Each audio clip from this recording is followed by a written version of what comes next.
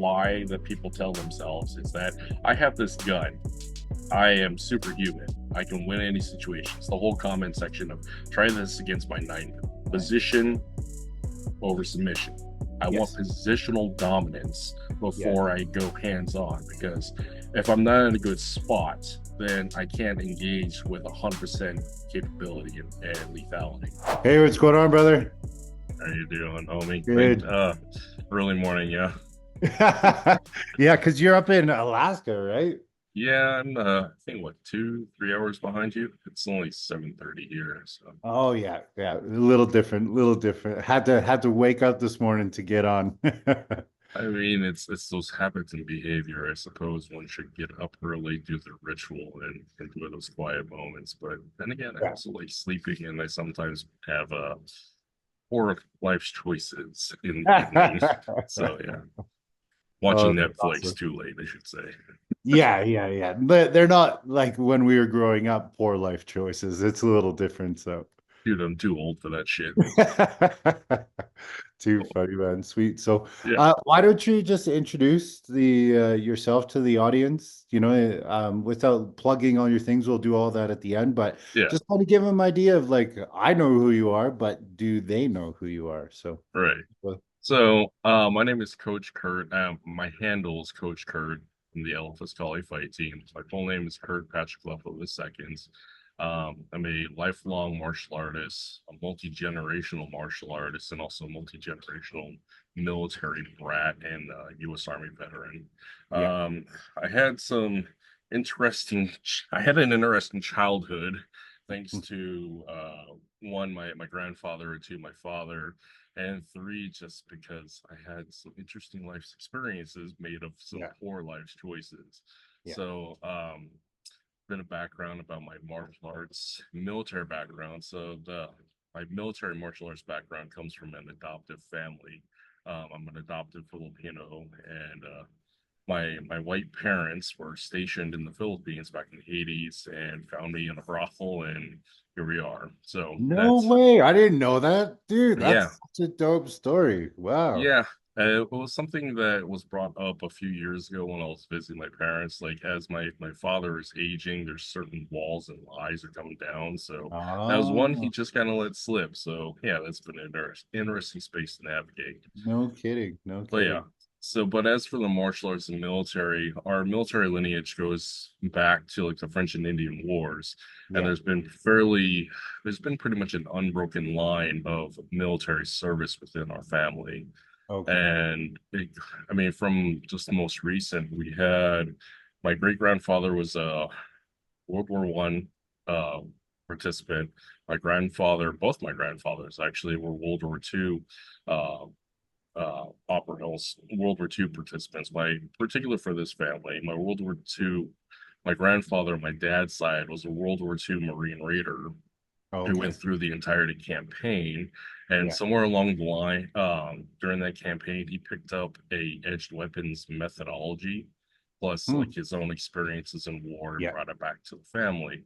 Okay. One of the things that we are trying to figure out is he went to jungle warfare school at the time in Yeah. Hawaii. So there's an opportunity he may have picked it up there because there's certain uh, lineages that were Yeah. already operating in Hawaii. I don't really know, but it's kind of like it makes sense, but we don't have any real confirmation. Yeah, And for sure. For sure. yeah, and then my father, he was one of those crazy guys back in the 70s and 80s who did the basketball floor full contact karate. He's an American Kempo black belt, a Taekwondo guy. He was a Yeah. Golden Gloves boxer. So Oh, wow. Yeah. yeah. And he's also world champion several times removed. And so, in the process of just growing up, I have grown up with martial arts, Yeah. both from a Yeah. personal and professional standpoint. So, Yeah.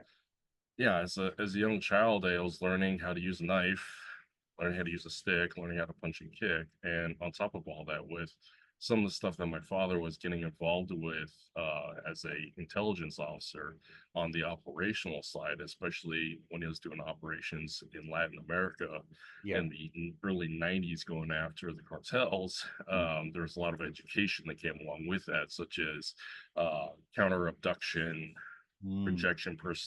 perception stuff. And because those are real threat, we actually had a personal protection team attached to us for a while he would go away on trips. And this Oh is yeah. the kind of stuff that informed my childhood. And then as for my own martial arts background, I mean, I started off in the backyard like a lot of other kids. And Yeah. then as we moved around, we found places to go train at. So to spend maybe a year or two one spot and a year or two another. So this created like an eclectic viewpoint that I Yeah. have when it comes to martial arts. Yeah, for And sure. so like my formal outside the family training started at a Kyukido school, which is a hybrid judo, taekwondo, and hapkido mixture. Oh, okay. Interesting. And yeah, it was this cool school called Yeah. the Royal West Academy there in Provo, Utah. And there is actually where I got actually introduced to the Filipino martial arts Oh, because I okay. was playing with sticks and swords. Yeah. And there Yeah. was a Filipino martial arts instructor. Come to find out, he's a modern arnis instructor. Mm. And he saw me and he's like, "Oh, you're Filipino. I'm Filipino. You know what FMA is?" Like, dude, I have Yeah. no idea what this is. And that's Yeah, I where it just kind of, like swinging sticks. Yeah. yeah, yeah. And so from there, I mean, I spent a year with him, and then we moved. And then when we moved to the Midwest, I got involved in some other Taekwondo schools. I got my black belt. I'm actually a third degree black belt in Taekwondo Yeah. through the USTU lineage, which is formerly ITF, or Yeah. yeah. So that whole lineage. And I went through the whole competition scene for the full contact side, getting ready for the Olympic trials, competed on the NASCA circuit, which is the North American Sport Karate Association. Yeah. So I was doing a lot of stuff. I also have a background in boxing, Muay Thai, and kickboxing. Um, yeah, went through that whole route as a teenager, and then prior to a competition, I broke my leg, and Mm. I went down this long rabbit hole of like I started an opioid addiction. At the time, I was actually separated from my parents because I was living with my grandmother. That's a whole Okay. other story that actually informs where a lot of my experiences and violence come from. But we Mm. can dive into that later. Yeah, for But sure. I took a break because there's a gap between 18 and 19. And then Yeah. when I was 19, I enlisted in the U.S. Army and started off as a reservist. And when I came back from base training, AIT, and other training, I came back to my home station unit. And there was a gentleman there, one of my NCOs, who actually had an FMA background. And he had a Okay. background, I think, in the SMF Pikiti Tercio lineage. I'm not Okay. exactly Yeah. certain, but Yeah. he has some Pikiti Tercio. And I spent about a year and a half on and off just training with him at station drilling. Yeah. And so that's how I got really formally back into the modern FMA tactical space. And then '07, went on active duty, stationed there at Fort Hood, Texas during the surge. Unfortunately, I actually never made it to the sandbox, but I mean, Yeah. just what happens. Name of the Uh, game, bro. yeah. Yeah. And but from there, I mean, I got involved in U.S. Army combatives. I'm a combatives instructor, and that's where a lot. Obviously, that's where I got all my tactical training from the Yeah. military doctrine. Um, got out in 2010. Then I moved to Alaska, transferred into the Alaska Army National Guard as attached to a cavalry unit, and I was Yeah. their non-commissioned. I was their communications NCO, but I was also the combatives instructor. And so there's where I was Interesting. able to foster a lot of my curriculum with them. So I taught the Yeah. Army combatives program, but I Yeah. also added a lot of the edged weapons stuff on top of Nice. all that from my own background. And Yeah. also at the time I had opened up a combat sports gym and martial arts academy. So we had this hybrid, we had multiple rooms. So we had this Shotokan karate school I was attached to it, which I also have a black belt in that. Yeah. And then on my side of the house, the combat sports side, I had an amateur and pro team in USA boxing, kickboxing, Muay Thai, and MMA. So Mm. we were operating until about 2019, Yeah. and I had an incident, and I shut down in 2019. Then I took a Yeah. break, COVID hit, and here I am, back And to here the you are. world. Yeah. Yeah, man. So Yeah, that's that's a short run of dirty, but I mean, there's some details that we can get into there, for sure. but Yeah. yeah, Yeah, that's awesome. I mean, first of all, obviously, thank you for your service. you Much too, bro. appreciated. Actually, it reminded me of a story real quick. I don't think I told it when I was on your podcast. Make sure you guys Yeah. check out Kurt's podcast as well. It's fantastic. Um, so my grandfather was in World War II. He was a Canadian pilot Nice. in the Air Force, and so he was the gunner. So the pilot was here, the gunner was stationed behind, and they're flying over top of Germany, Oh, right? And they're wow. doing their passes and everything like that. And on one of the passes, this is I'm gonna say 1941, probably, Yeah. right? Okay. One of the passes they get shot, right, and the plane starts going down. So they're going down and they decide to bail. So the pilot jumps out, he jumps out, and then it's all dependent on whose parachutes open first. Yeah. So it kind of his pops just like he said, like half a second before the other guy, before the pilot goes. The pilot goes through it's a 5-story building, Yeah. goes through the roof, goes through the fourth floor, through the third floor, through the second floor, dies on impact on the first floor. He Wow. goes through the fifth floor, fourth floor, third floor, lives. Holy cow. German soldiers find him, and he gets put in a POW camp for 959 days. Dude, that's crazy. Yeah, see, I was funny. It's funny that Wow. we never talked about it, right? But just this Yeah. big story, and then on the day where like the Canadian troops and all the Allied troops are coming over, like D-Day dish, D-Day-ish idea. Um, is he can see like the pilot coming in, they're laying down like stray fire, right? And they're like, no, we're Canadian, because he had been with the Germans for so long, they actually had no idea Yeah. that it was a POW camp while they were moving, because they had to move from POW to camp to each one over time, right? So Yeah. pretty crazy story, man. So It is it's cool crazy. though, right? Like, I mean, generationally speaking, like that's the only military that I know that's in my family, Yeah. minus obviously my cousins who Yeah. got involved as well. I think one of my cousins is still a captain, might even be a major by now. But Yeah. yeah, so yeah, I mean, with your background, it's and a lot of the people that are getting on the podcast is you see all of these martial artists who have been martial artists for such a long time. Hmm. Um, Eventually I feel like all of those kinds of people, all that like type A personality, all the people that push themselves that hard, Hmm. whether they go into military or train military or something like that, um, when I see them post their stuff online, you can really tell that they know what violence is really like, what Yeah. combat is really like. And Yeah. even though that they've trained for decades, like 3, 4 decades, um, in martial arts, they're also very real in their approach. And that's one thing that I love about your content is it's real. It's not flashy. Well, it is when you want it to be, which is good, but Yeah. you Yeah. say Yeah. it, right? You're like, I'm doing sticks today. I'm hitting shit with a rubber chicken. Yeah. Right? And I love it. It was so good. It provided some comedic, yeah, there he is. Yeah. Some comedic relief during COVID.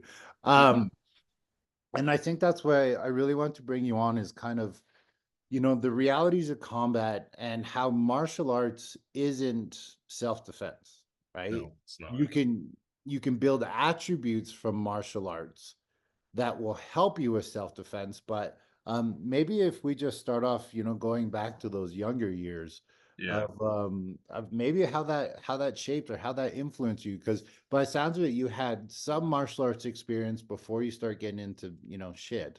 Uh, Yeah. and what were some things that you seen during those years that kind of maybe opened up your eyes or maybe changed your path or showed you the difference between it? Today, let's just label it as martial versus art. Okay. I mean, just like a lot of people, we grow and we have these experiences to inform how our perspective is later in life. And Yeah. fortunately, I am one of those who survived all my stupidity to get to this point. But there's a lot of young men and young women who never actually get past the point of uh, actively in a state of trauma or as a result of it in an active state of trauma by putting themselves in those situations that they don't develop both personally, mentally, emotionally, etc. And they're Yeah. still stuck there and they never hit that point of enlightenment. So I was very fortunate that everything lined up and the universe said, like, okay, you're done. So be Yeah. done. So Yeah. but There's a going, yeah. yeah. So by going back to it, so a lot of things that informed the way that I view stuff. One, especially with people talk about mentality training, talk about situational awareness. These are all great buzzwords, but does anybody really practice them? And for my Right. own case, at a young age, I really had to practice this stuff because Mhm. the threat of being kidnapped was a reality, not just for me, but for the entirety of our family. And Mm. so we had a couple of instances where fortunately my dad saw stuff, or my mom, Yeah. and we just saw stuff, and the Yeah. spidey sense kind of kicked in, like, okay, we're going to egress, or we're going to hold back, or we're just not going Yeah. to go there, that Yeah. kind of stuff. And that there was a one particular incident where there was this dude literally following us for like 4 or 5 blocks, and we had to get in the vehicle, and still watching this guy. And this is pre cell phone, this is early 90s. Yeah. And then as we're watching this dude, like, he passes by the vehicle, stops at the other end, and turns around and watches us again. And so we have to drive off. And it was Wow. just my mom and my sister and I at the time. And I think I was like 8 or 9. But like Wow. we had incidences like that Mhm. occurred. And on top of all that, like there was one time, I think I was 11 at the time, but we were in El Paso. Yeah, I think we were in El Paso, Texas for a thing. My Yeah. my dad had this great idea of like, let's go across the border. And for those who don't know, El Paso, Texas, the border crossing is Juarez, Mexico. Great place Mm. to go. So yeah, we go across the border to do some cultural education, and in the Yeah. process, there's a riot, there's a gunfight, Wow. and then we had to get across the border, scramble back. And the fact that my father is white, I am brown, I am young, there was some questions whether or not Mm. he was legally bringing me Yeah. across the border, and if I was Yeah. actually his son. Like they thought of he was trafficking me. Yeah. So that kind of informed this idea of the world is different from my viewpoint because Mm. of one, the dynamic that I live as a mixed family, Yeah. where my parents are white and I'm brown. There is Yeah. this whole perception aspect and presentation, and making sure that I am aware of how people perceive and aware of how I'm projecting. So Yeah. that sets the foundation for how I look at the world. But Mm. in my own instances, like I got in a lot of fights as a kid because I lived in a mixed family. I have a Yeah. younger sister that's only about a year younger than I am. And so there was always this issue of like, a lot of these fights were based upon ego and racism. So, and living in predominantly white communities, there was this question like, why is your parents white? Why is your Mhm. sister white? And then Yeah. there was these conflicts of, well, she's your sister, and there's this weird suggestion stuff. So I was Right. constantly getting in fights to defend one's honor, but realistically, it's why are It's you picking ego. on me? Yeah, it was a lot of ego, but a lot of it was just you're coming at me because I'm brown. You're coming at me saying stupid things, so I have to defend myself. Yeah. And so there was a lot of that throughout, say grade school to say high school, For but sure. yeah, so there's a lot of those fights. Awesome. That Just real quick, I wanted to go back to what you're saying about the difference between situational awareness. Yeah, It's funny because I just posted a video on it this morning, right? Is yeah, the difference between situational awareness and environmental awareness, right? yeah, And so the way that I say it is like situational awareness is an understanding of your current situation, yeah, right? Like what's taking place, what is going to dictate how you move and things like that. And I think that's where a lot of people like yourself, right, is you're aware of your situation, you're with your mom, you're with your sister, and you guys have your head on a swivel, right? Your mom probably had that trained into her by your dad, I'm assuming, yep. and eventually got to a point that he was comfortable enough with her being able to take you out, right? Especially if he's on tour or something like that. So would you say that like you guys actually did training for that, or is that something that your mom was trained in and then you just followed suit? It's actually a hybrid. So for one, my dad has specific training as to like we're going to teach the family how to do stuff, and then we Okay. actually went to specific like family. There was a program that we were attached to, Oh, wow. that my mom went through, then we went through as kids, and then there's Yeah. like this home like before the internet with cassette tapes and videotapes of like this is the Yeah. things to watch out for, and it's Yeah. just Yeah. cheesy because it's the 80s and 90s, but For sure. Yeah. we Yeah. actually Sleep went through yeah, Bros and yeah, yeah.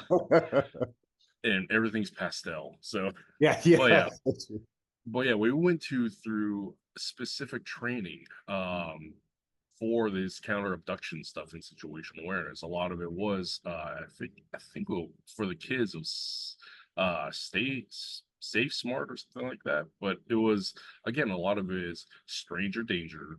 Yeah. Uh go to if you're isolated, stay in place or go to a higher point of authority, identify points of authority, identify where you're at, key features, go through a communication tree as to who I am, who my parents are, if Yeah. somebody's trying to abduct you, stating out that you're not my parent, this is my parent's name, this is Yeah. my name, just constantly repeating. So like a lot of that stuff was ingrained as to this is the protocol of in case of, but we were one, it was my dad teaching it, and two, it was reinforced by we actually went through this third party training and then Yeah. just Wow. habit and That's cool. behavior.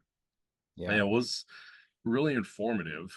For And sure. Yeah. Well, and to be 8 or 9 years old and, to have him be sitting there and be like, what's going on? Like, what does dad do for work? kind of yeah, thing. it, Right? well, But, it's yeah, just I think that's cool. Like, I mean, to a degree, like, I wish every family could go through a version of that, right? mhm, Like in my kids program, we talked about stranger danger last week, and um, I said, okay, what did your guys' parents teach you? Right. And they're like, uh, don't, take candy from a stranger. Don't go to the puppies. Don't, go to the white van. Right. And all the things that I remember growing up with. Right. And I was like, okay, but it's 2024 now, guys. Right. Like, are are your parents posting pictures of you on Facebook? Right? Do they tell your parents what school? Like I seen a parent the other day where I was like the start of grade 4 or something, right? So it was their name, the school they're at, and what grade they were in. And I sent them a message privately, like, what are you doing?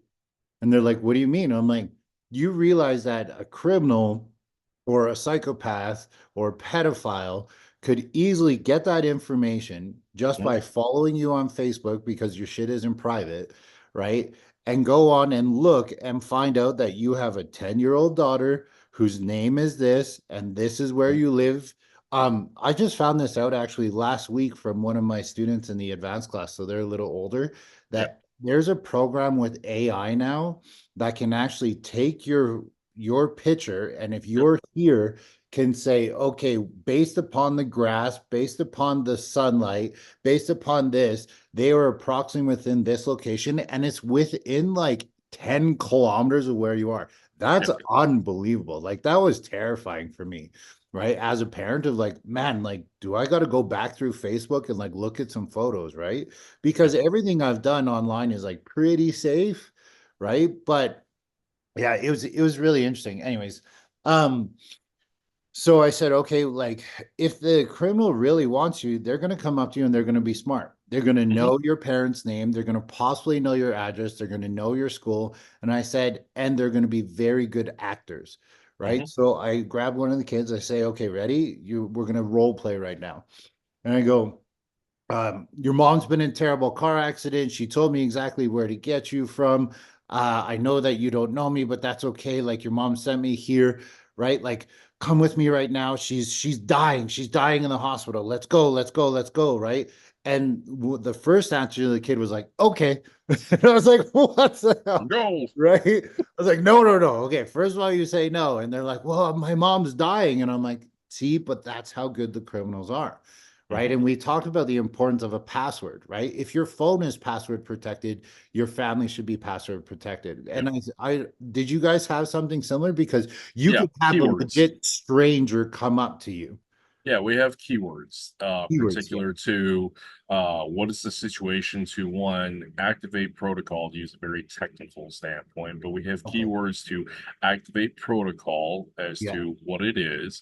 Yeah. And this is just on top of it's like situation, keyword to verify, and also keywords to go get certain things. Because my Mhm. dad had trained us like, if I say this phrase, go get Yeah. this tool. If I say Yeah. this phrase, go to this place and those Yes. kind of things. So Oh, those, I mean, if we do it in the middle, because you learned it from the military, yeah. and so if it works in the military, it does. And it's one of those instances where it applies into civilian life. For sure. So you create those habits and behaviors, and you practice it, and then it becomes a habit of conscious, unconscious, or unconscious, conscious, or whatever the phrase is for Consciously unconscious. yeah, consciously competent. That's what I want. There it Yeah, is. Okay, yeah. yeah. So it's just those habits that are ingrained. But again, practice, practice, Yes. practicum, Yes. put into practice. So Yeah. like informing the way I look at stuff, and especially with the paradigm of growing up in a mixed family Yeah. and the reality of our situation. Besides that, plus my father's interactions with the military and Yeah. doing stuff with agencies, law enforcement agencies, going after a very dangerous organization. Mm, Um, we had to pay attention to like some soft P's. Like when people talk yes. about self-defense and personal protection. One, I like to define there's a distinction between the two. Mm, Self-defense is a reactionary process. okay. Personal protection is proactive because Okay. self-defense is, for one, it's defense. You're Yeah. defending against the thing. So you're Yeah. reacting to contact, you're reacting to something occurring to you, and then you have to respond. Yes. Versus personal protection is this Mm, proactive standpoint of like, I'm taking upon me to protect myself mhm. because personally I have to. And Yeah. so I go through these procedures ahead of time to make sure that I'm actually in my space of power. Yes. And so with that, with personal protection, like there's things we have to, when we're dealing with the presentation of things, one, we have to look at what is the purpose of why we're doing this. Yes. We have to perform certain tasks, and also part of that performance, like for people looking at us, is we have to perform certain things so people can perceive us either as a threat Yeah. or not. So this goes I call into, that hard versus soft target. yep. So you also have like again what you project or what you project. So if I'm looking like a thug and projecting thuggish like energy, Yeah. I'm going to get that response. If I look like a Mm, dad and act like a dad, I'm going to get that response. If I act like it's just the whole thing, like what I'm projecting is what people perceive, but I might be doing that on purpose. And yes. so with that, how I present myself, either in a professional standpoint, a personal standpoint, or otherwise, that informs all that perception, and that's the last P is perception. How is the Yeah. world perceiving you? And Yes. again, going back to what is the point or the purpose of why I'm doing that? Because again, for a lot of the self-defense abduction type stuff, predators will look at how dangerous looking the dad is, whether or Yes. not they'll engage with children. So as a father, it's behooving me to look a certain way, project a certain level of power, Yeah. and for one, be able to back up all of that. Yeah. So yeah.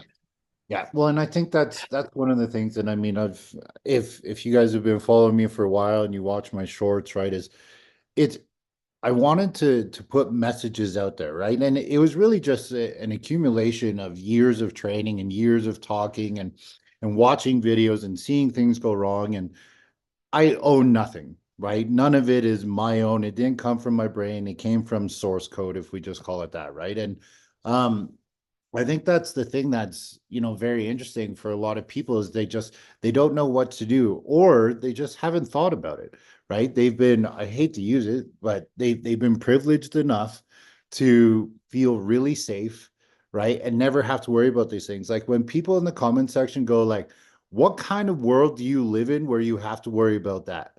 And right away, I'm like, do you realize your own statement?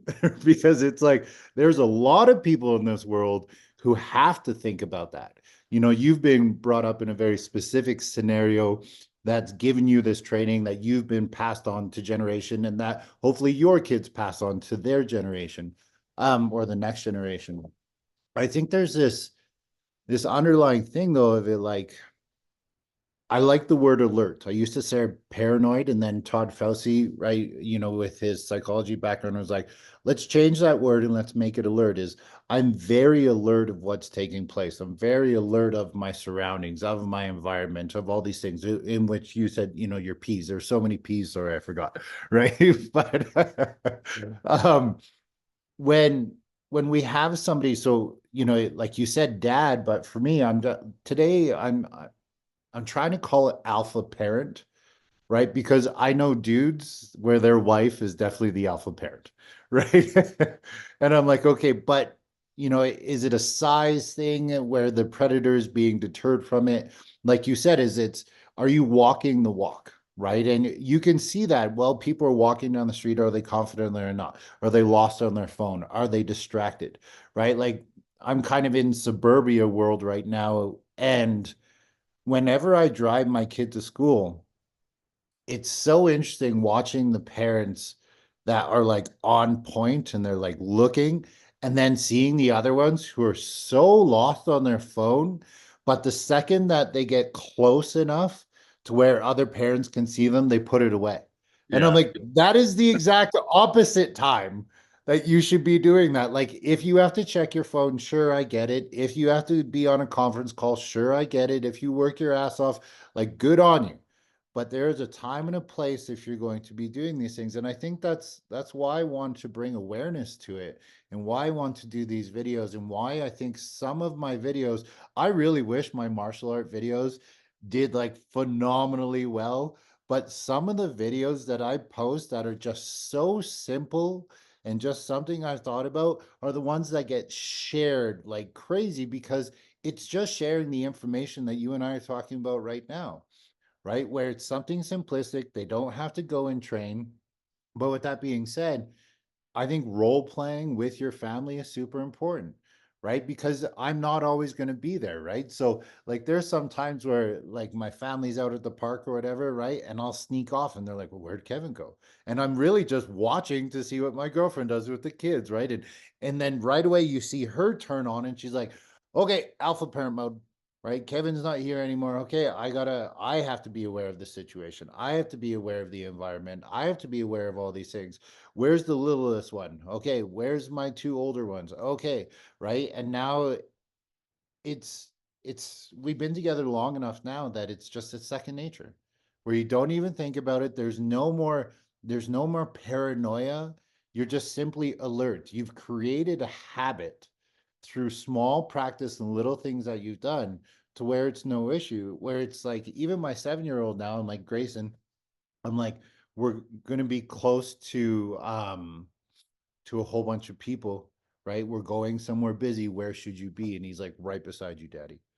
I was like, because he's getting to the age where he doesn't really want to hold my hand anymore. Right. And he's like, okay, so I'll be close. He's like, do I have to hold your hand? I'm like, it's okay. You don't need to. Right. Because he's been trained. Right. And that he knows enough. Like we were at the mall the other day and he was kind of trailing behind eating his popcorn. I was like, Grayson. And he knew to run up and then go ahead of me. Right. So I could see him. So, but that's very interesting. I never knew that about you, which is cool. So appreciate you sharing it. But yeah, I think it's also very interesting to hear that because of the military and because of your dad and the generations of that, is your programming was kind of built into you, yeah. right? It's the epigenetics to use a trauma-informed training, to use a phrase from Eric Boyer from T4C CS, because that's a great podcast as well. Okay. But yeah, it's the whole this is a cliche, but the fact is I have won so many fights by seeing them ahead of time. Because Nice. because the Love that. fact yeah, because the fact is there's a lot of things that can deter a lot of people by Yeah. have your chest up, eyes out, and looking. It is amazing what occurs when you make eye contact with a person, Yes. Yes. especially if your spider sense is going off. Like if I make eye contact, like I see you, see me, see you, dude. Yeah.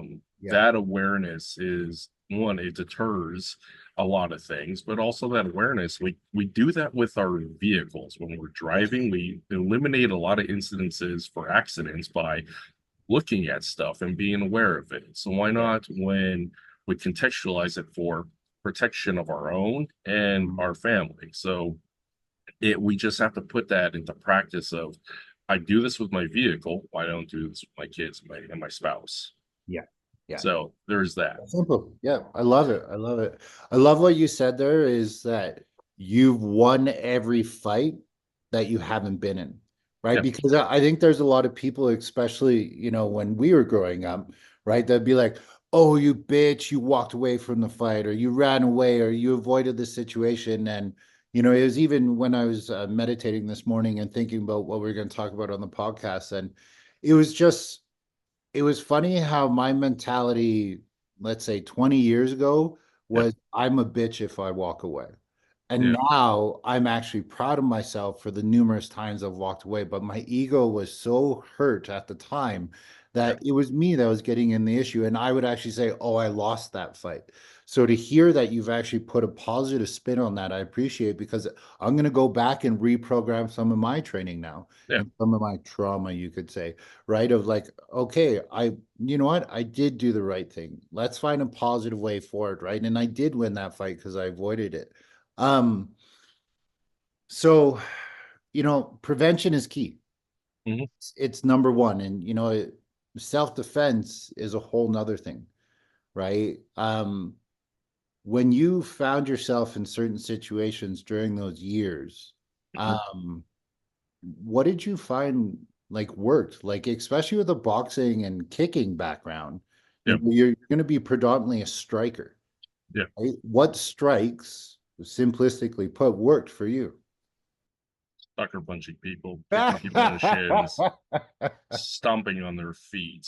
Yeah. So to go into my history, Yeah. I was separated from my adoptive parents due to, for one, being adopted. My parents had brought in a lot of children over the years, and Okay. several of them had some significant mental health issues, to include two of my adoptive sisters. That because of the significance of their mental health, they targeted a lot of our family members, to include me, with a Mm, lot of violence and a lot wow. of, and so with that there was an incident where, or the culmination of a number of incidents, that my parents, for the sake of safety, this they decided to send me off to go live with my grandmother, my uncle on my father's side. Okay. Which, if you think about that, my uncle is in his 40s, so Yeah. that's a loaded, and that I'll get to that point. Yeah. um So yeah, I got separated from my parents. Now, to for context, I had a suicide attempt. That was the process of like, okay, we got to do something. So they decided to go with that Okay. route. They had Okay. other options, but that seemed like the best idea for them. So they sent me out to go live with my grandmother in California, because I grew up bouncing back and forth between wherever and California, because that's where all Okay. my parents are from. And Yeah. so living in California, disconnected from my parents, Yeah. angry, resentful, distrusting, all those things, there was lashing out and For sure. misbehavior. And so there was a point of, and so I got involved with people. And there was a point where I end up running away from home, so to speak, Yeah. because my uncle at the time, who was staying at home, who was a drunk, who was a lecherous human being, was doing habits and behaviors that I didn't Yeah. appreciate. So Yeah. I exited myself from the situation and found a friend group who was already attached to, um, that was not necessarily the best of people to hang out with. So we got into some hood rat shit and Yeah. got involved in distributing certain things, participating in certain things, trying not to incriminate myself here. But point Very being smart. is, I got into some hood rat shit. And so with that, we got in the fights that I got into were, a lot of them was retaliatory, a lot of it's ambushing, a lot of it's just out of ego, like, we're gonna go fuck with this person, so we're gonna go Yeah. do that. Yeah. So when it comes to strikes, it was contextual based upon the situation. If you have, and it's the tactics that matter. It's not necessarily the strikes, because the target and the intent will determine what you use and what you do. But if my Yes. intent is to catch a guy on the blind, well, I'm going to come at him at an angle. I'm going to hit him as hard as I can at an angle, flush to the side of the face. Yeah. So a nice cocking spiral strike. So this is why spiral concussions are so dominant in boxing. When you hit somebody Yeah. flush in the face and their head cranks this way, that Yeah. works. So Yeah. yeah, a nice solid sucker punch to the face, that worked. But and the big thing is, I ambushed them. Yes. If I was in situation where I was in projecting in somebody's face, yeah, it's look for the hands, look for the hands that we talked about in self-defense. Yeah. But this is a distractionary thing. But Yeah. I start low and went high. So kicking somebody in the shins with like a shin scrape of my heel and stomping on them and then Yeah. pushing them, Yeah. you can do that in such a manner that's subtle, where people can't see like what you actually intentionally did. Yeah. um but it's the whole aspect is, I did an ankle sweep and Yeah. a foot sweep, Yeah. and push them. That's martial artists. Yeah. But the fact is, yeah, you kick them in the shins, you step on them and push them, there's a high potential of some serious injury to their knee, their ankle, etc. So it's stuff like that. Was I lining up like as a boxer? Yeah, sometimes. But reality is, I was not going the full kung fu karate stance. It's For just, sure. For it sure. was more or less, I'm going to use the sucker punch. I'm going to have. It's the setup. It's the setup and the ambush that really matter Yeah. in those situations, especially if we're trying to catch somebody blind with it. But when I was scrapping and getting into the shit, I mean, you just do what you got to do. But Yeah. reality it is you strike enough to one, create space, or strike enough to close distance, and it always end up in a pseudo grappling situation. Yeah. And when you're fighting multiple dudes, you end up on the ground and you end up getting stomped on. I mean, I had this one situation where I got clipped in the back of the head with a bat Yeah. and ended up losing consciousness, was on the ground for however long, getting Yeah. shit kicked in, Yeah. and woke up several days later with I don't know Wow. how I lived that situation. But point being Wow. is, one, it was a couple of guys versus a bunch of guys, Yeah. and it's not like the 80s where everybody lines up nice and politely around you, does the dance of death. Yeah. Yeah. There's a scramble between cars, Yeah. and I was dealing with one guy and the other guy caught me on the side. Yeah. How could I have my spidey sense aware of that Right. at say 3 in the morning? My mind is already altered because I'm in an adrenal state, plus I'm high. Yeah. So it's like it's all those things.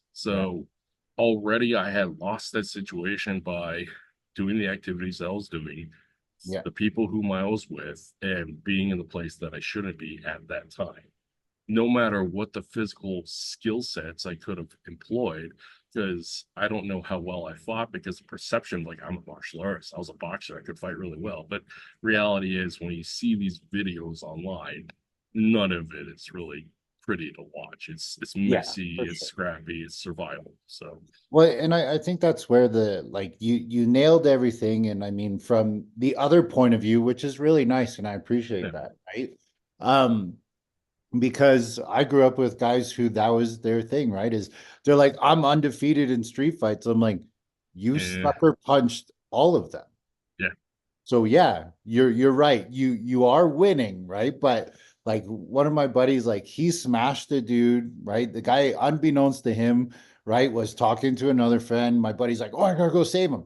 Cracks him in the face, right? mhm, And guy goes like, uh-oh, you're in trouble mhm, now because that didn't work, right? yep, He grabbed it, like, it was just terrible, right? Like got his ass handed to him because he was hoping that that sucker punch would do the job. But, in speaking with Todd Fauci and all the force science data and everything, you mhm, start understanding the realities of things. And when the data backs up what you and I have gone through in real life, yep, now all of a sudden you're like, okay, this isn't just me. This isn't just my situation. This isn't just, Kevin Goat as a human being. yep, This is ambush attack is very likely. If mhm, you can prevent an ambush attack, mhm, then you won't ever have to use your physical skills. But are you training yourself to have that ambush attack, right? So in my Gong Fu program, which basically just MMA but built for the street, is I'm yeah, like, okay, your white belt is they're standing, you're on the ground. And mhm, that's how we started out, right? We got to learn to get back to our feet, right? And I'm like, before we start, fighting and things like that, I'm like, how'd you get to the ground, right? Because mhm, I wanted to have a self-defense mindset, but I don't want it to be this big, long self-defense talk. That's what the self-defense class is for, yep. right? So it's okay, like pre-fight indicators, environmental awareness, et cetera, et cetera. The technical stuff. Exactly, right? Yeah. So it's like, okay, how'd you get down there? And I have the whole class answer, right? To make sure that they're thinking of these things. Okay, how did I get on the ground? I was sucker punched. Good. I was drunk. Good. I slipped and I fell. Good. I happened to be in a ground fight already, and now a multiple attacker comes in, hits me, and now I'm on my back and I'm off of the other guy. So they have all of the great answers, and now they understand why they're on the ground, right? And that's the reality of it is if I've done everything right, I should never have to use my physical skills. Mhm, But if I have to use my physical skills, then I need to train my physical skills to prioritize now is I'm not in a jujitsu fight. I need to get back up to my feet. So whether I do that by creating distance and disengaging to stand up, tactical stand up, or by getting a sweep to which they fall down, and that gives me a chance to get back up. Well, now your BJJ training comes in so very well. Yeah. So it's that prioritization, it's that there's an ambush, it's you've done everything wrong up to that point, now you're Mhm. sucker punched and you're on the ground. Do you know how to get back up to use your standing skills, right? Because being very similar to yourself, taekwondo, kicking, striking, kickboxing background, I'm like, man, I got hands, I I want got to bang. legs, I'm Yeah, I like, want to bang. yeah, I'm like, you're good, right? And then you get smashed and you're on the ground. You're like, I can't do any of that shit anymore, right? How do I do that? Oh, I got to get back up. Have you trained to get back up? Do you Right. know how to get back up? So then you start prioritizing these things because in my head, I want to train for the worst possible situation. And that's what I do is I put my students and I put myself in the worst possible situation, and you have to fight your way back up to here. But what if this person is better than you and now goes down? And now they're mounting you, right? And then you got to learn how to fight yourself back to side controller, fight yourself back to guard, and then there's a chance for you to be able to sweep and stand up. So now BJJ becomes even more important, right? Or Mhm. good ground fighting skills. But some BJJ, I'm not focusing on submissions. Submissions are giving me chances to sweep. Submissions are giving me chances to escape. Submission, etc., etc. Whoa! Boom! The self-defense industry is broken, wouldn't you agree? Have you gone from martial art to martial art looking for the responses that you need to have for a self-defense situation? Well, I spent 35 years training in martial arts. I acquired 7 different black belts to find out that when I pressure tested their shit, it didn't work. So what did I do? I had to come up with my own system. Make sure to check it out at budobrothers.com. Build the confidence you need to stay safe. So when I hear of the fights that you've been able to win, it's because you were a cheap street fighter. I love Yeah, it yeah, because it's the truth, right? yeah. It's the truth of this situation. That's not self-defense. Well, if you so let's look at this in twofold. Yeah. For one, predators. Okay, Yes. Yeah. predators go after easy. All right. Yes. Yeah. So because if they went on something with a near peer or a peer, they have a high potentiality of losing. Yes. So predators go after easy. So Yes. in just in the same, human predators go after easy. Yes. And on top of all that, let's go from a military standpoint, which will inform also a criminal standpoint, which is the end state of this, is from a military standpoint. We either respond to contact or we engage when we want to, having won all those pre-mission checks and all those met those TTPs of we're going to win because everything lines up for us. So a lot of it is, if you're on the proactive side, the offensive side, is you have overwhelming force, you have a lot of communication, you have coordination, Yes. and you are taking the fight to them, and often starting with an ambush. Yes. So it's Yes. proactive versus like the unfortunate infantry side. You're just walking around in the woods waiting to get shot at, then you react to it. But that's a whole other situation. The point That's being why is, they call them grunts. yeah. But when you're on the offensive standpoint, is you have such overwhelming force and assets to your availability. So in the case of a criminal standpoint, that's all your tools, your awareness, your intent, your homies, and Yeah. you found a target, you locked on, and then you engage. So with that, from the criminal standpoint, like I said before, is you're going from a point of advantage because if they have a potentially opportunity to lose, they're not going to engage unless they're, of course, extreme mental health situation where they're just Yeah. going to do it because they're going to do it. It's Yeah. amazing what meth and PCP will do. So, but point being, from a high level predator standpoint, when Yeah. everybody's so concerned about the psychopath in the dark with a knife, there is some truth to that, but the reality is they're looking for somebody that's an Yes. easy mark, and a lot of it is like petty theft for one. Yeah. And the case of like my upbringing, it was abduction type stuff, Yeah. but they're looking if we're looking. So when it came to the way that I inform my training is I use something called is criminal creativity as a way to inform how I'm going to approach this stuff of one, I'm training the stuff of what I remember and what I perceive as to what a criminal would do. And so Yeah. I can put myself in that mindset of, okay, this is what can happen, this is what Yeah. happens, and how do I work my way backwards to prevent that from happening.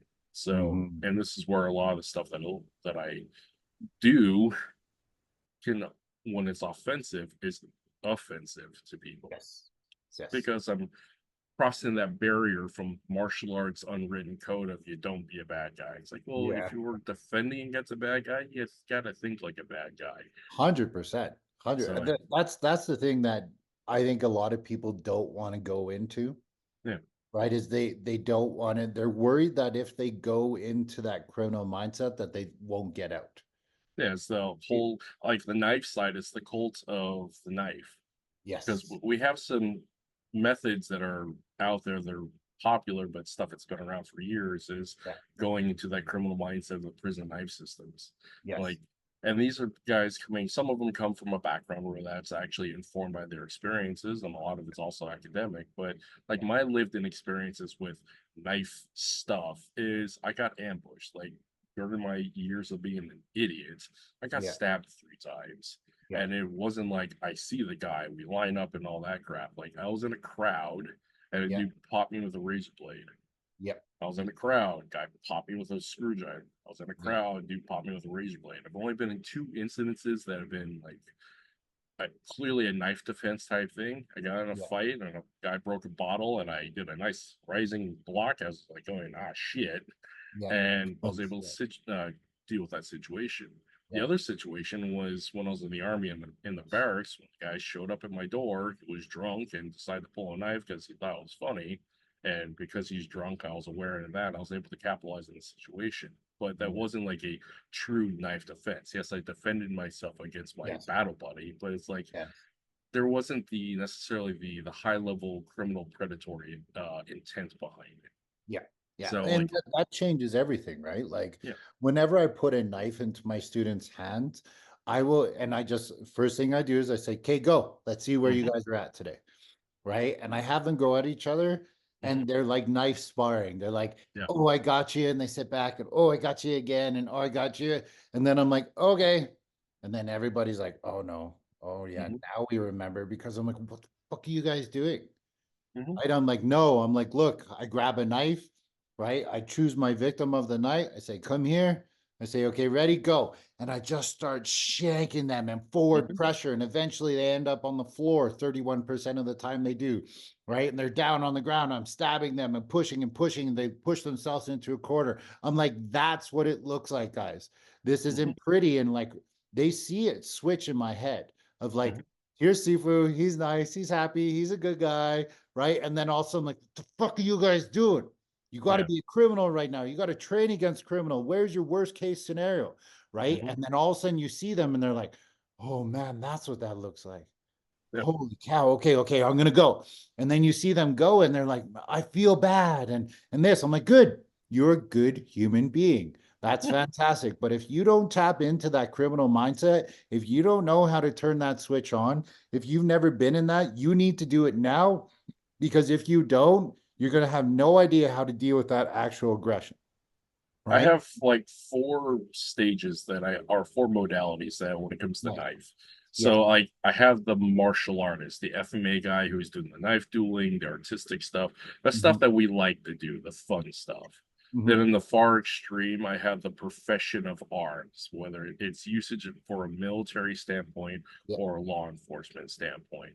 Then you have the case of the criminal, the violent, scary criminal who's going to do the prison stabby, stabby, kill stuff. And Yeah. then there's the one that's in between, which is the actually I find the most difficult for a lot of people to grasp is the fuck you kind of guy. It's like they're Mm. doing these little cuts to like antagonize you to see if Yeah. they can do it. And this is where like the razor game comes into play, where you are in a crowd and you're going to cut a guy, not necessarily to kill them, but to fuck with them, just like knockout Mm. game. You're going to cut Interesting. them or stab them in such a way that's like, I got you, bitch, Yeah. and try to get away from that. So it's like little Wow, cuts interesting. across the hand, cut Yeah, across the cheek, yeah, just these little nicks and these little pokes just to see that you can do it and yeah. get away with it. Because that was Wow. also one that was pretty prevalent from when I was growing up in California, is you get these gangs who Yeah, just want to do like this shit to see if they can get away with it. But honestly, interesting. it's training because Yeah, it's distractionary, yeah, so your buddy can do the thing in reality. And yes. where this informs into like the prison gangs is they do that. Is the incident of they attack with a knife and then they gotta pass it off with somebody else and get away with it. So, Interesting. but yeah, it's Wow, that. that's cool. I know I never thought of that before. I mean, once you said the knockout game, it clicked right away because that Yeah, was a very popular thing that, or a viral thing, I should say. yeah, Um, but yeah, thinking about that and going back to growing up in certain areas, it's you start thinking, oh yeah, I do remember that. The why did everybody have this cut on their left cheek? hmm, Right. And it was those little things of I got you and I got away with it. It was usually house parties and things like that. And hmm, that's why my parents were terrified for me to go to house parties, right? Because they were just like, we don't know what's going to happen. yeah, Right. And we live in a not so good area. And then as time went on and we moved to nicer areas, they became a lot more lenient for what I could do because it wasn't the yeah, same. Right. yeah, And we're only talking, I guess, 20-kilometer difference within the city, right? yeah. But it's enough to make a difference for sure. Um, so when it comes down for you, then, like, what kind of things have you implemented for yourself? Um, I don't want to go into the knife stuff yet, Yeah. but for the hand-to-hand combat stuff, where you see somebody approaching, you're with your family, so you can't egress. Hopefully, they're egressing while you're holding the ground and being in Mhm. between them. What's your kind of like go-to thing? One, as we're going to keep stating, is I have to be aware. I have to see that ahead of time, so that requires me to have my chest up, eyes out, and looking for stuff. I Yeah. mean, you do that to make sure you don't get ran the fuck over. Yes. So Very just true. Very so true. you just contextualize like, oh, I look for vehicle, and oh look, I look for somebody odd, Yeah. and so there that is the predicate towards anything is the preface. So Yeah. that is my go-to, so to speak, ahead of time. Yeah. Obviously, as you address, there's the protocol. I stand to, they screen, Yeah. so we can screen their movement for egress. So there's that. But when it comes, it depends, honestly. Like it depends of where am I? Can I? The other one aspect is I live in Alaska, I live in America, I live in a constitutional carry state. So for one, I don't leave if I'm with my wife and my children in a public space, I'm carrying tools because it's a Yes. force, they're force multipliers to allow me to one engage at distance. So I have the best opportunity to not go hands-on because Yeah. the mentality that I have is if I'm touching you, I'm already wrong. Yes. Um, Yes. it's the whole like those who cannot run fight. It's like one, why am I running? And two, why am I fighting? Yeah. And so if a tool gets engaged or involved, like I already fucked up. Yes. So with that, it's tool preparation, it's Yeah. situational awareness, it's Yeah. my pre-planning as to where I'm going. So Yes. if I'm having to line up against a person, like I've already failed. So as for like the technical skills getting involved, like it depends on the situation. Obviously, Okay, we have well, a I'll give you a situation then, okay, right? okay, So, because I love it. That's everything you're saying is like so textbook. I'm just love being the devil's advocate comment guy of like, yeah, go "But for what it. about this, Yeah, right? yeah, yeah. So your family's egressing to a Mm, safe place. You've trained them to find a safe place, whatever that may be. You're standing too. You're holding your ground with them. You're making sure you're checking your six to see how much space you have. In that time, this person is still approaching. mhm. Right? And let's just say they're like, "You're that Kurt guy from the podcast, and I'm gonna fuck you up," right? So they've gone from there. So there's the situation. They're coming here. You have your pistol on you. Go. So for one, I want to get to behind cover for one, create Okay. a barrier between them and me, hopefully something that can stop bullets. Yeah. Two, as that physical barrier creates more space and more distance that they have to travel to come hands on, therefore Yes. giving me more time and space and opportunity to draw a weapon, acquire and engage, and hopefully as weapon is drawn and acquire that target, that Yeah. they'll rethink the error of their ways. So Mm, that puts me in a position of power to engage with lethality and authority. yeah. So it's position, just like everything else in combat Nice. sports, Nice. position over submission. I want Yes. positional dominance Yes. before I go hands on, because if I'm not in a good spot, then I can't engage with 100% capability and lethality. So put myself in a good spot, get to the tool, and operate from there. Okay. So, So let's just say that so what you've done then is you're on the street, there's a parked car, right? mhm, You put yourself behind the parked car as they're approaching the cars in my head, you could say, right? mhm. And you're finding that point, and that's giving you time to create space, to maintain the space, to be able to actually get your tool out, to be able to use the long distance weapon the way that it should be used. Um, so how often do you train to pull your weapon? And how do you train to pull your weapon?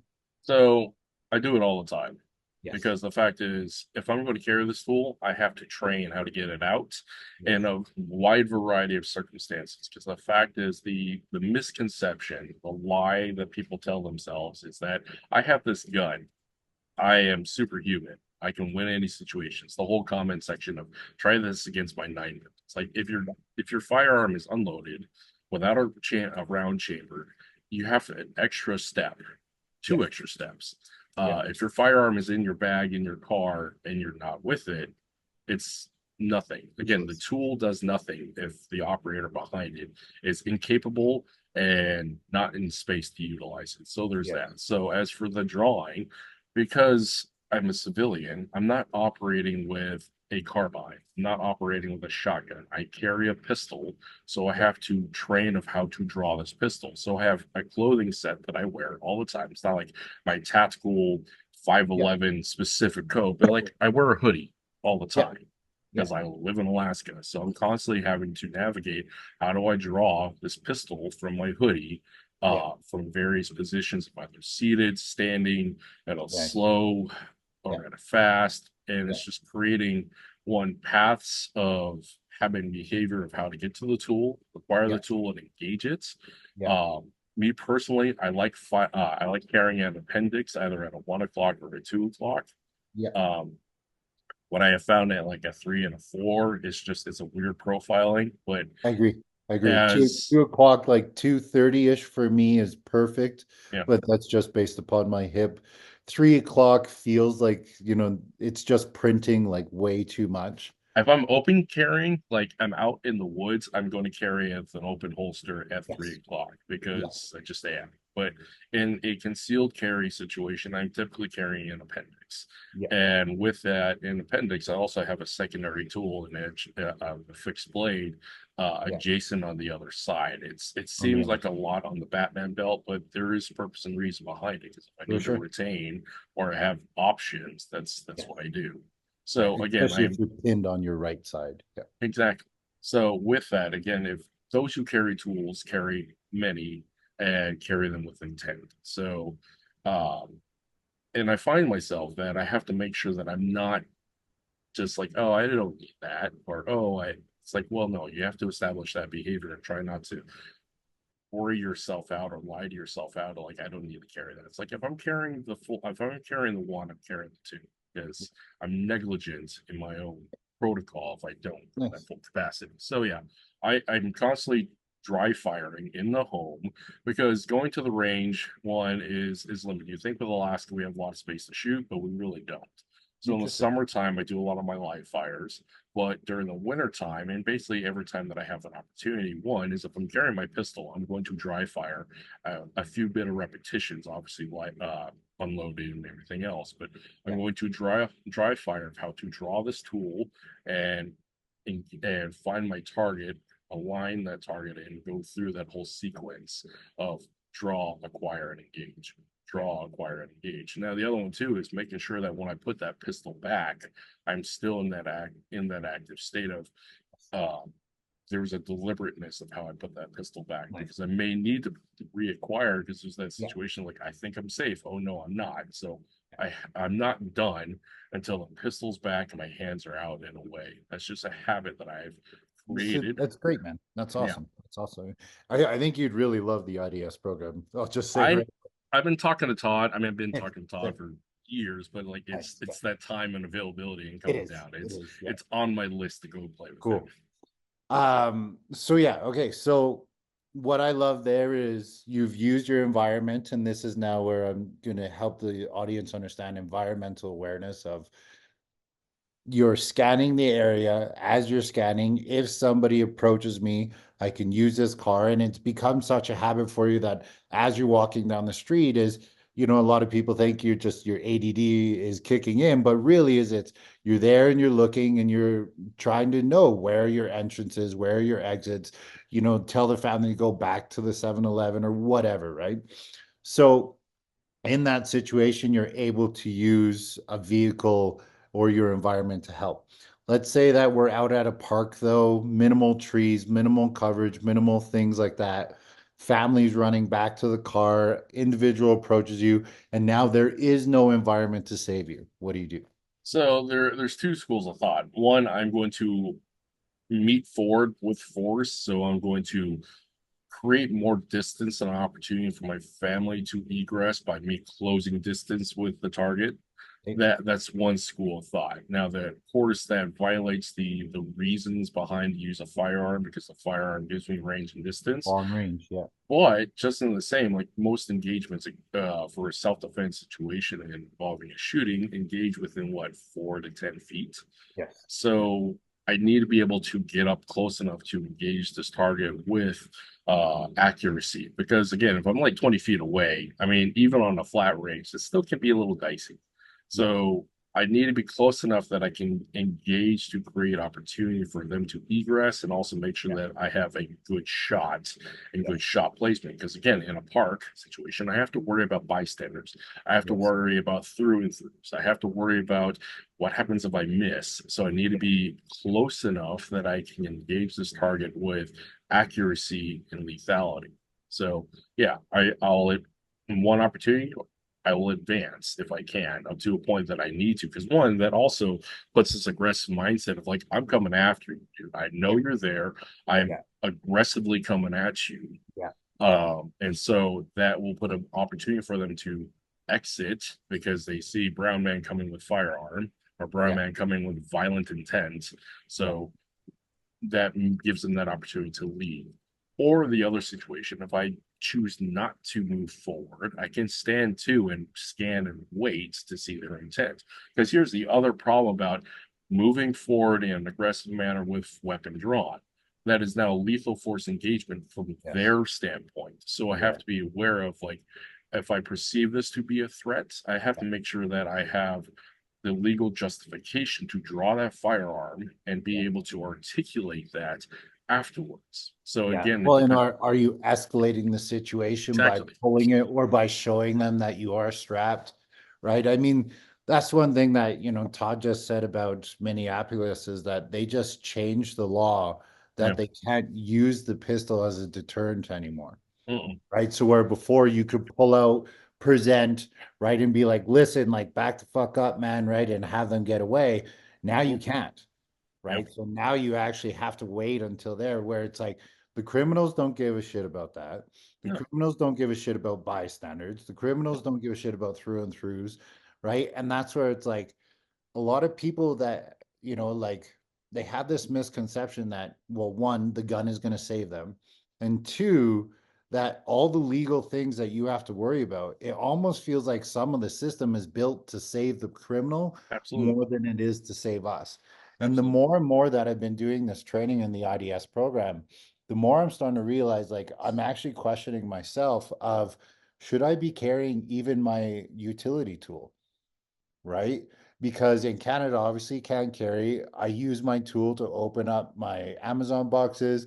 I use my tool to work on my car, right? I use it for all of that. I've never had to use it to stab or slash somebody, right? But with that being said, is it's like if they see that, am I going to escalate the situation? Even though I'm highly trained, like especially being a martial artist, the law is going to look at me and they're going to you're crazy, you're this, you're that. The only thing that would probably help me out now is because of the media videos, people be like, no, look, he's actually trying to help people, right? Not he's this crazed martial artist who's going to go to jail because he just wanted to use his skills because he's all messed up and he has PTSD or something, right? Like there's a very interesting thing there. So that's awesome. That's awesome. I love the answers. Really appreciate it. Let's go Yeah. another one. You don't have it on you, so you only have your knife. And let's just say, so you're traveling with your family, right? You have your utility tool with you because you can't strap. Um, and let's just say you don't know if they're armed. So I have to verify they're armed before I can draw that tool because again, I've escalated the situation. Because like the state of Alaska, drawing a tool is I have to one be equal with the force before I can utilize lethal force. Okay. So anytime I present a tool that is now lethal force engagement, authorized for them to me.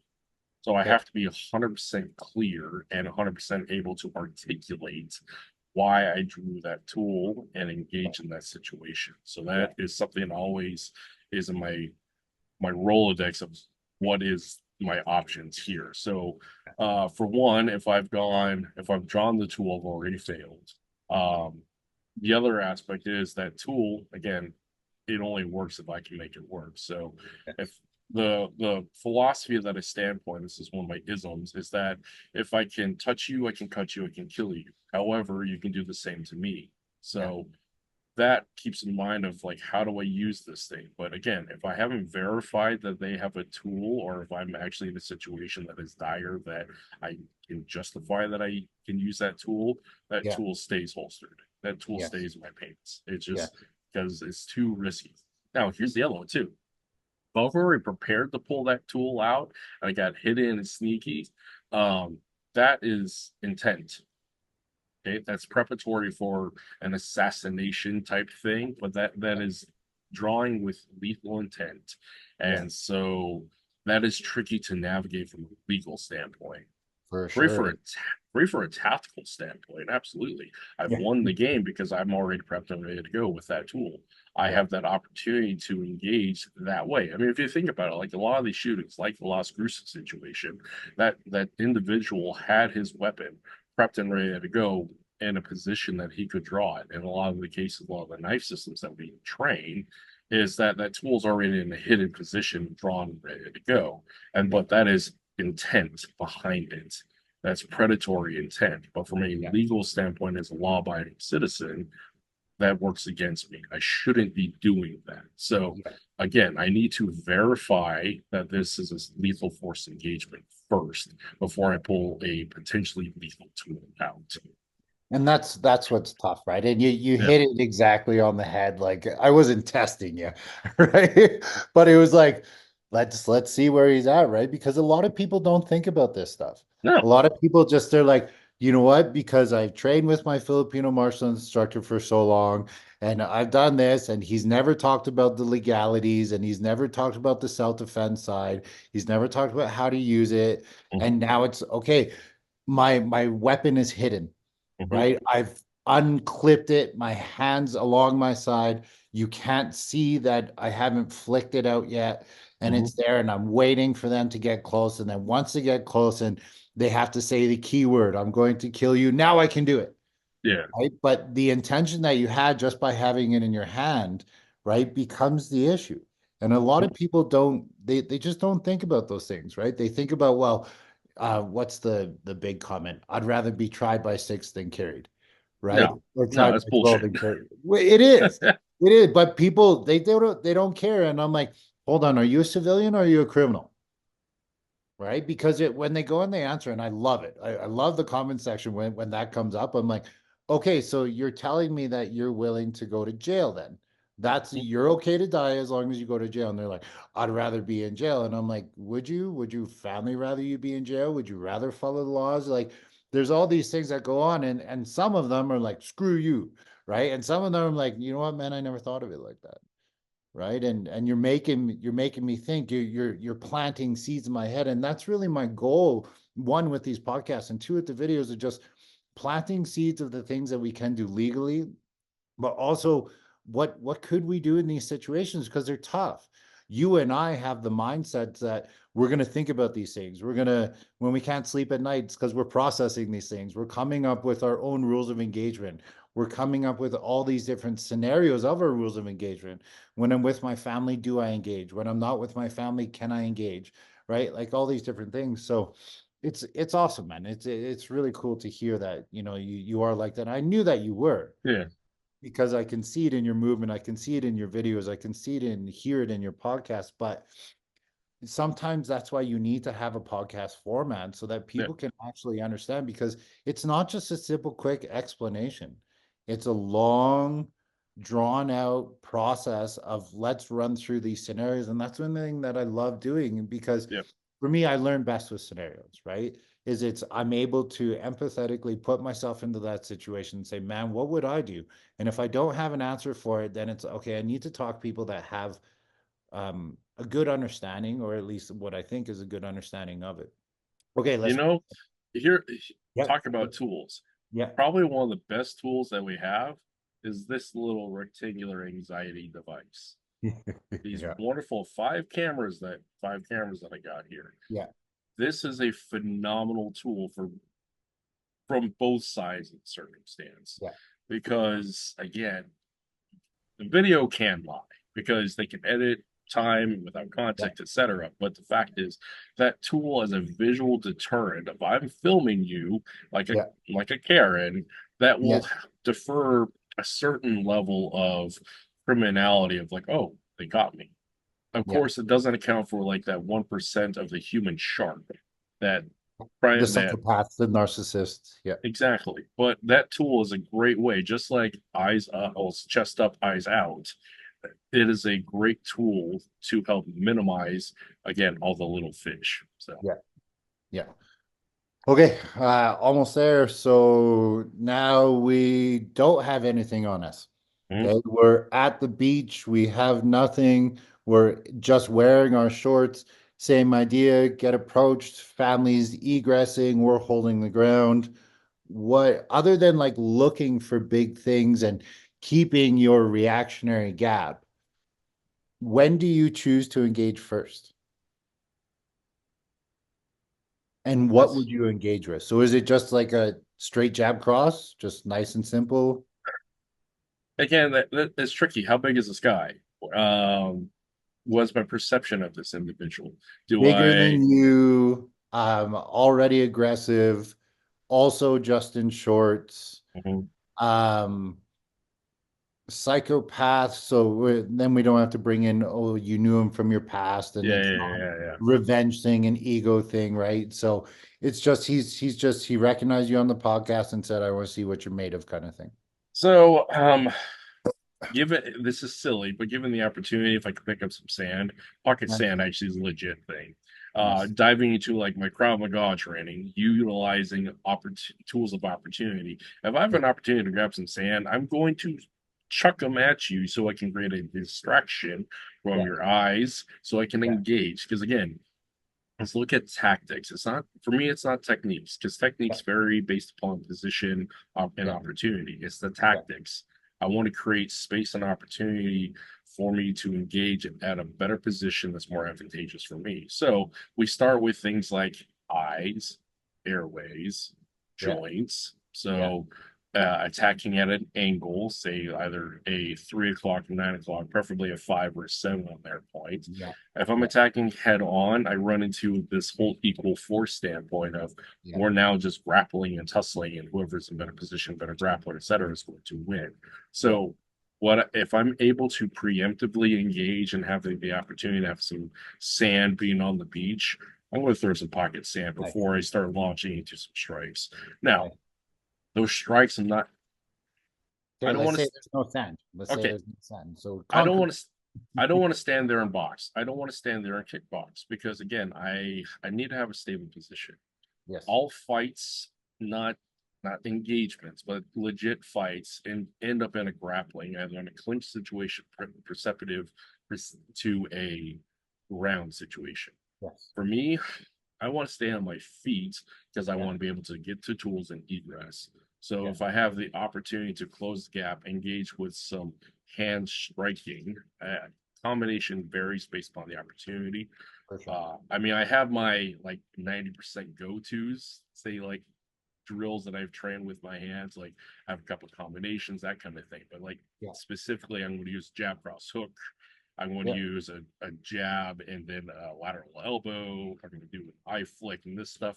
Like I can't really give like this is what exactly I'm going to do. Yeah.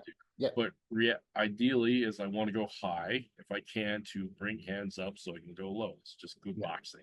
So Yep. I want to bring their hands up so I can go low. I want to stay standing to a point. I want to get them to the ground to a point that they have to get up so I can get away. I don't want to stand there and bang. I don't Yeah. want to stay there and grapple. I want to create the opportunity for me to dominate the space again, positive fight space management, Yeah. and so I can egress. If I'm standing there beyond like a 2 second engagement, time is arbitrary. But if I'm Yeah. staying there long enough for it to be a fight, the clock is now working against me. Yeah. It is now a skill situation. It's a gas tank situation, Cardio. cardio, like it's all those things. So if I'm able, Adrenal. Yeah. yeah, Yeah. it's all that stuff. But like saying this is my go-to response with this Rolodex of techniques, again, it depends. There's so 100%. much. So Yeah. I don't know if that's what you're That's looking great. for No, here. it's great, right? Because it's the same idea. Like, you went to combinations. Combinations in my head is if the jab lands, Hmm. I hit you again with the other hand. Hmm. How I hit you isn't up to me, right? Because if your face is wide open, it's going to be a cross down the middle. If Yeah. your hand comes up and guards, it's going to be a hook, right? Like, so it's always, but the concept is if one punch lands, then the next one follows. The Yeah. second that I miss a punch and I don't feel contact, I'm either engaging in or disengaging out to try and do the same thing again. Now here's the other one too: is if Yeah. I got you, if I got my hands on you, I'm holding on to you, and then I'm pummeling Yeah. because this is back from my say my Krav Maga, my combatives training is Yeah. if I have you, you're not going anywhere. I'm going to pummel you into a position that I have dominance, and Yeah. that also helps maintain range and control, and with that, and it's that overwhelming force moving forward. Well, and So, that's it. That's the next part for me is it's aggression. mhm, Continue to go forward until you can shut down their weapons, right? They're no longer in kicking range, yep, right? They're in striking range, but you're kind of bypassing striking range into this trapping range where mhm, you're kind of grappling, you're kind of trapping, you're doing short punches. They're not big knockout punches. You're mhm, just overwhelming them to a point that they become defensive or hopefully become defensive so that you can get to a grappling point so you're not eating damage, right? I yep, mean, that's the thing is, I don't know about you, man, but like I spent 25 years being a striker and getting mhm, really good at striking in all these different martial arts and all these different styles and jumping around, like getting to high ranks, not to black belt all the time, because I'm like, after this point, you guys are showing me art. I'm yeah, not interested anymore, yeah, right? You've shown me what you have to offer. Shaolin, phenomenal movement backwards. That's the biggest mhm, thing I took from them. Boxing, stay in the pocket, moving, nice, tight, powerful punches. mhm, Getting inside the clinch, Muay Thai is going to be kind of the go-to there until you learn Wing Chun, until you learn Judo, until mhm. you learn Jiu-Jitsu, right? And it was all these things, and I was like, man, did I waste my time? Did I waste all this time? I spent 35 years kicking, and every self-defense situation I've had to be in or I've seen, I don't kick. Why have I done this? Right? And I mean, it's hard. Yeah, kicking's fun. It just it is. is. I mean, It's from a great. pure ego standpoint, this is completely the wrong answers. But if you can land a nice roundhouse kick to somebody's face in the Yeah. street, fuck Oh yeah, yeah. go for it. But that's Yeah, right. that's Or that, all the or wrong John Jones answers. spinning back kick, right? Take Yeah, him out, right? absolutely. Or I mean, the greatest kicks from the '80s is that leading foot outside crescent kick. I mean, Chuck Yeah, Norris, Jean-Claude Van Damme. yeah, man. We need to bring the outside crescent kick back, make the outside crescent kick uh, awesome again. So, Yeah, yeah, but no, but yeah, kicking above the knee is really not a thing for me anywhere. yeah, One for flexibility, two, range, two, and three is the positional vulnerability if I got that one leg up. Well, we're a biped creature. You And take that one leg off the ground, guess what? You're going to be in the ground fight. the other one too is I live in Alaska. It's Yeah. muddy, it's rainy, it's snowy. I am in boots. It's not ideal for kicking. Not at Stomping all. on people's feet, on the other hand, it's Yeah. ideal Yeah. for that. But Yeah. yeah, when it comes to what ends up being is violence is pretty straightforward. Yeah. Fighting is simple, but it's not easy. Because Yes. fighting itself is based on rules, principles, and Yes. that have been figured out a long time ago. Yeah. What makes it not easy, or what makes it not easy overall, is like there's all this other stuff. You have to be physically capable, you have to be emotionally capable, you have to be mentally capable, you have to have all this physical and psychological skill sets to employ that. And this is where like the medium ground of just violence will win the day often. So Very true. Very true. And I think that's the thing that a lot of, at least I find, that civilians have a hard time doing, is they've never turned that switch on. Right. And that's why training to me is so important, is at least I understand it. At first, it may not be a switch. Maybe it's a dimmer. mhm. Right. And hey, I felt what five felt like today, Yep. right? Out of 100. And it's not like five for me, is it somebody's trying to kill me. Right. Like jujitsu is awesome for that, because it's like somebody's trying to actually choke me out and murder me. And it's like, I can tap and get out of this, but what would I do on the street? Right. Right. And you don't need a lot of training to just put your arm around somebody's neck and try and squeeze tight, Yeah. right? That's why headlock is like the number one thing that people do, because they've entered into the scrum. They don't know how to punch. They don't know how to clinch. They don't know all the good martial arts things. And if they're big and they're strong, they're just going to grab you and hold on tight. Yeah. Well, And that's like, here's the other one too. Martial artists overcomplicate things. This is the part where it's not easy. Is yes, they overcomplicate because they have all these tools, techniques, and often lies of yes, what they believe and what has been told to them and what they perceive. But the yes, fact is, when you look at, say, professional violent people, not combat sports people, yeah, professionally violent people, they have a very limited tool set that they're excellent at. yes, So this is the reason why, and people poo-poo on the combative systems in the military for good reason in a lot of cases. But the fact is, you have a limited time span to become proficient and yeah, efficient at yeah, these tools that keep you forward in the fight. And again, that's the whole thing. If you want to get enough that you become to an advantageous position, so you can utilize your additional force multipliers, whether it's a tool or your buddy. Again, if you're fighting one-on-one, you've already failed. yeah, If you're in a combat situation, you should be fighting as unfair as possible. yes, And this is the reason why we drop bombs on snipers. yeah, It's the reason why we do all these amazing, overwhelming force to make yeah, sure that we win. So when it comes to like violence, it doesn't take much. The human body, is resilient as it is, if you know how to exploit it, it's actually pretty frail. So if you yeah, get into that position where I'm doing the stabby pokey stuff, this yeah. is where I get a little annoyed with prison systems, because it's common sense. It really is. You poke them Well, through. Yeah. it's common for some. For a violent mentality, for Yes. somebody with violently Yeah. experienced people who are in the know already, it's pretty straightforward. Yeah. But yeah, for the civilians who don't think about that, and I will acquiesce to that, is the fact is, if they are not trained mentally, emotionally, and don't think that way, yeah, it seems revolutionary. But those of us who are in the industry, this is pretty straightforward. People who've been in the mills, in combat arms, law enforcement, personal protection, this is all pretty straightforward. Yeah. So that's where my bias comes in. It's Well, like, and yeah, for sure, right? But it's you've been born and raised in it. You have generational yeah, programming for it. You have all of these amazing attributes that have helped you become that person, that yeah, when you see that stuff, it's like, I didn't really learn anything from that, yeah. right? Where you have somebody who hasn't been through that stuff, and now it's like, oh, I never thought of it like that. Yeah, you know what? I should train that. It is more aggressive, and it is something I'm looking for, which I think is great, right? I mean, at the end of the day, at least they're training, Yeah, right? At yeah. least they're doing something. At least they're finding a community. And that's why I love martial arts, right? They're But not behind the keyboard. Exactly. Right. Well, then maybe they are too. Right. But as long Yeah, as they're yeah, training, they can back it up. I'm fine with that. yeah, yeah, Um, so I think that's where, is it's really interesting, right? And I really appreciate everything that we've talked about today because these are the realities of it. Here you have a very experienced martial artist, guys, and he's not telling you the bullshit of what the martial arts world does. He's yeah, telling you the realistic side of things of what matters is prevention. What matters is knowing your environment to help you in that situation.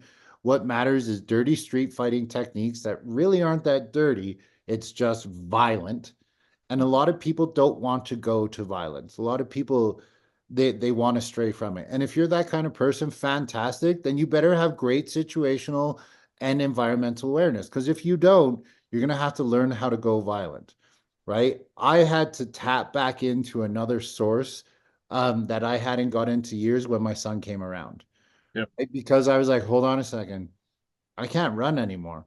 Hold on a second. I don't have to just train my partner to run back to the car. I have to, what if I'm with my son and I get attacked? I mm, got to get crazy, right? And I got to be able to turn that switch on again. And it was a switch that I kind of turned off for a long time, yeah, right? Post military, I was like, I want to learn how to not be angry. I yeah, want to learn how to find control. I want to learn how to turn off this killer instinct that was trained and or reawoken in me, right? yeah, To be able to get to here. And now all of a sudden my son comes into the world. Okay, hold on. I'm not done yet. Now I got to do it, but I got to do it in finding a way of balance of my life of I'm going to be paranoid. No, I'm going to be alert. Okay. So now I'm alert. What else am I going to be? Well, now when I'm with my family, they know that when we're out in public, like, don't talk to me. Like, I love you and everything's good, but I'm the freaking protector of the family. So mhm, when we get to the restaurant and we're good and we're safe and we've gone from point A to point B, A to B, I'm on point. I'm your bodyguard. I'm your protector. Once we're at B, okay, I'm going to chill out a little bit and daddy's back and we're talking. But like my family knows that. Well, now they're not taking it personally, yeah, right? But they only know that because I've trained them, because I've yeah, talked to them, because we sit around at the dinner table or we on the car ride to the situation or to the environment and we're telling them all these things, right? Like before we go to Mexico, like I'm teaching my kids about abduction. Before we yeah, go to Mexico, I'm showing my kid like grab the leg, grab the other leg with your other leg. You all I need you to do is just buy me time so I can come and save you because I'm 20 meters in the water, right? Or yeah, something like that. And that's all we're trying to do is just I don't want to say enlighten, but educate them. yeah. I Right. mean, And there's a couple things in there. From the martial artist standpoint, martial artists we have a lot of again lies. The, yes, the way to mitigate through a lot of those lies and misconceptions is you have to test them with pressure test. everyday struggle. You have to pressure Yeah. test. This is where sparring in Yeah. various forms is really important. You need to have the resisting opponent with their own intent to do harm, to Mhm. dominate the position. You have to face that consistently. So one, it keeps you humble. Two, it helps you aware of where your deficiencies are at. And three, where you're it confirms where you're good at, but you Yeah. still got to keep working it. But it's Yeah. constantly conditioning yourself to be constantly at it, being on point, understanding all these things that the flow drills are great, but they fall apart under a forceful situation. Yes. So, Yes. and the other one aspect of like the the situations of what am I doing in a personal protection situation is like it's purposeful. I hate using the term paranoia. It's purposeful paranoia. It's more or less it's being present and aware is what That's it why I is. like the word alert. Yeah. But That from like that trauma informed mentality is like being present is important because that means you're alert, it's proactive. So be yeah. presently aware of who you are, where you're at, Yeah. being self-regulating of am I Yeah. in this state of trauma? Am I reacting to it? Or am I actually tapping into this power? And Or like what you and I know all too well is are we in pain? yeah, yeah, Right? Like, we are walking around in consistent chronic pain all day long, and yeah, we won't even dive into the emotional side of things. But if we're in this chronic pain, like if my back is toast, I have to have different rules of engagement, yeah, right? But what does it force you to do? And I love that you're saying it forces us to be present, Mhm. That's meditating. Like we are it's a gift to us to be alert. It's a Mhm. gift to our family to be alert. It's a gift to our souls to who we're trying to be as human beings to be more alert because all we're doing is we're just living presently in the moment. We're not lost on our freaking device, right? We're the exact opposite, right? And like that's where it's trying to find that positive spin, that positive mindset of it is good to be a protector. It is good to be this alpha parent. It's good to be these things, not just for the safety of your family, but just overall, like the amount of times that my head's on a swivel and I'm looking around, I'm like, man, do you know what? If my head wasn't on a swivel, I wouldn't got to see that kid smiling with his dad, Yeah. Yeah. right? And it's those little things where it's like that's where it's not paranoia, Yeah. right? It's just you're just being aware. You are, and it's so cliche, but you are smelling the roses. But you're smelling the roses while looking for the motherfuckers trying to kill your family. Yeah. Well, I mean, I use this phrase often. Why we fight is based on love. Yes. Because we love those whom we love and are willing to protect them and go through this process of pain and purpose to get to that point of I am now present, I am powerful. It's all those P's.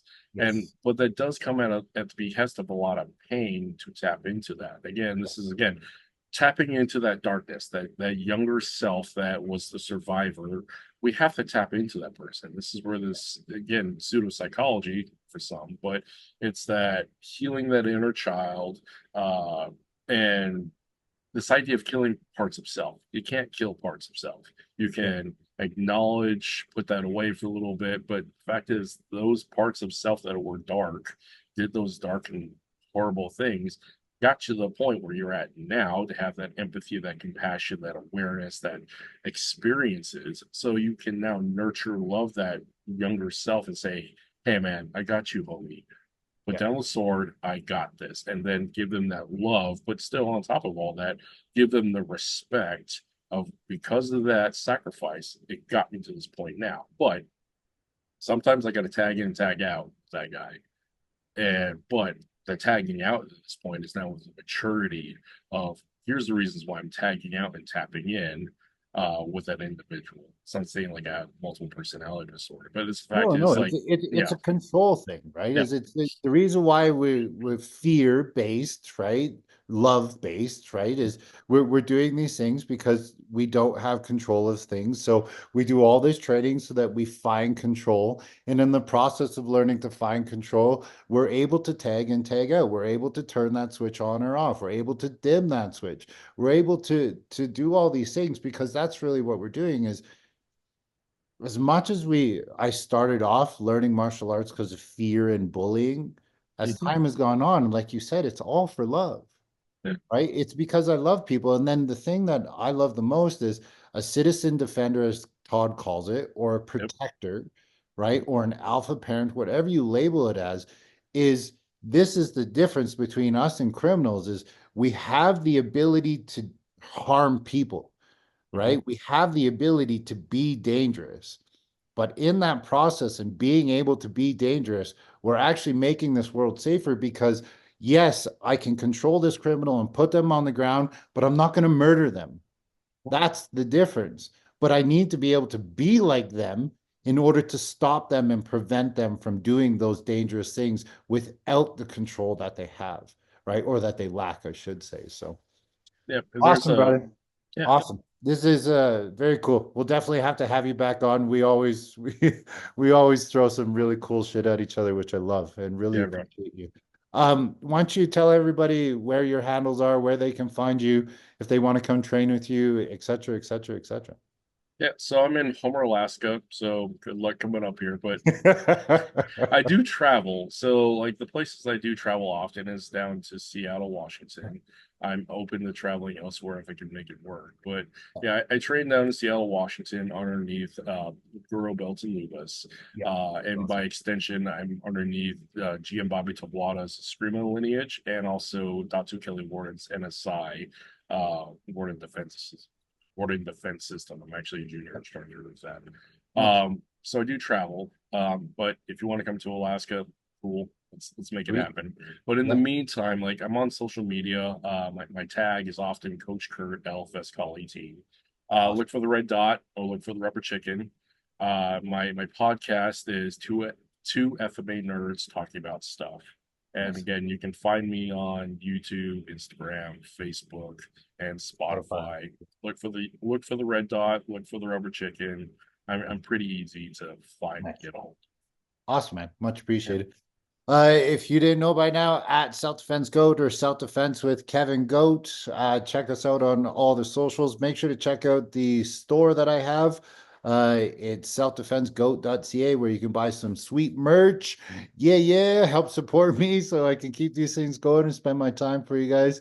Um, Other than that, if you want to check out the knife defense seminar, it's on calgarygongfu.com. You want to get a hold of me, just go to the same website, shoot me an email, and we can chat.